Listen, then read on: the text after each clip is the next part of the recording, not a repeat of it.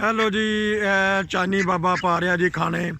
ਦੋ 10 ਦੇ 10 ਦੇਖੋ ਜੀ, ਖਾਣਾ ਪਾਇਆ ਜਾ ਰਿਹਾ ਤੇ ਇਹਨਾਂ ਨੂੰ ਕਰੀਬ ਜਾ ਕੇ ਇਹ ਦੇਖੋ, ਇਹ ਮੋਬਾਈਲ ਹੈਲੋ ਜੀ, ਹੈਲੋ ਜੀ, ਇਹ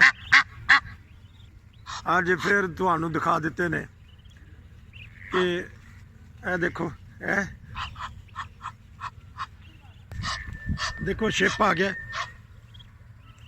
खाना इन्होंने पाया है 2 4 6 8 10।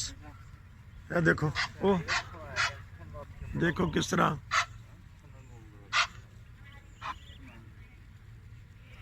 क्या खूबसूरत नज़ारा है। इस तरह के नज़ारे देखते रहो। ये मेरे मगर ही आ गए ने, तो कितने कितने अच्छे नज़ारे